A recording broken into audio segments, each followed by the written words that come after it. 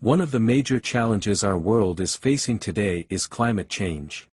In an effort to rescue the Earth from global warming and its associated problems, Pope Francis released his encyclical Laudato Si on June 18, 2015, in which he made several references to the Sabbath. Section 237 of the encyclical reads, "Sunday, like the Jewish Sabbath, is meant to be a day which heals our relationship with God, with ourselves, with others, and with the world." By the way, in Mark 2 verse 27, the Sabbath was made for man, hence, it's made for the human race, but not just for a group of people like the Jewish. In the encyclical, the Pope is pushing the agenda that Sunday observance is a solution to climate change. Look at this statement from the Pope.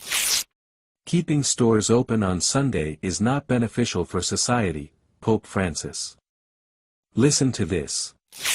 It will be declared that men are offending God by the violation of the Sunday Sabbath, that this sin has brought calamities which will not cease until Sunday observance shall be strictly enforced." The Great Controversy, page 590.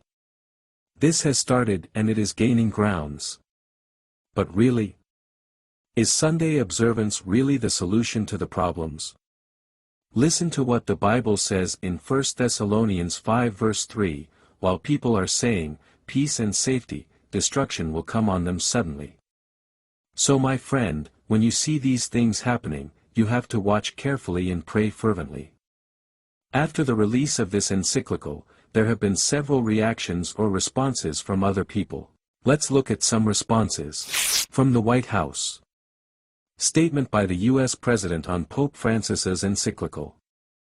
"I welcome His Holiness Pope Francis's encyclical, and deeply admire the Pope's decision to make the case, clearly, powerfully, and with the full moral authority of his position, for action on global climate change."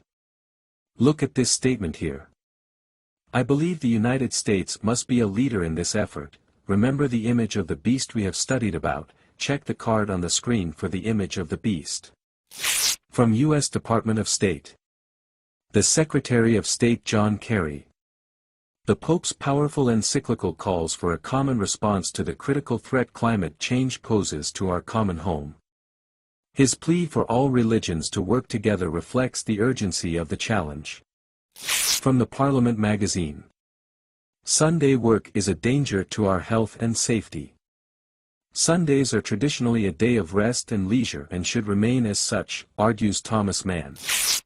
From Croatia News.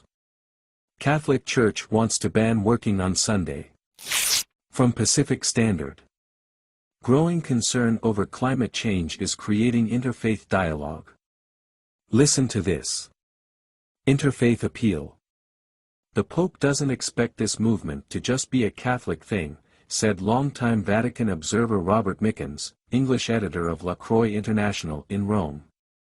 What is extraordinary about the encyclical is that it is a project that the whole human race can engage in together. What unites all of humanity? Answer: the environment. It's our common home, our common interest. Tablet Magazine. "The Sabbath in an Era of Climate Change." Fox News Detroit. "Air pollution drops across the globe amid COVID-19 pandemic, data suggests." The New York Times. "Traffic and pollution plummet as U.S. cities shut down for coronavirus." Green Biz. "The stunning impact of COVID-19 social distancing on air pollution." Science Alert. "New evidence shows how COVID-19 has affected global air pollution." CNBC. "Air pollution falls as coronavirus slows travel."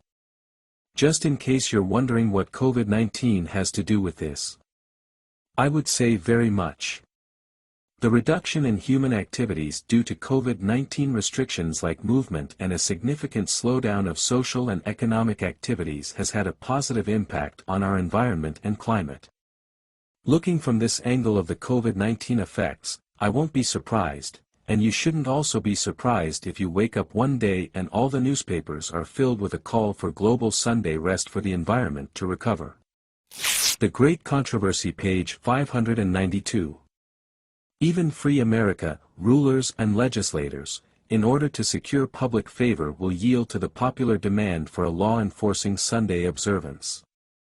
Having been exposed to this awareness, one could of course panic for the future events as prophecies unfold.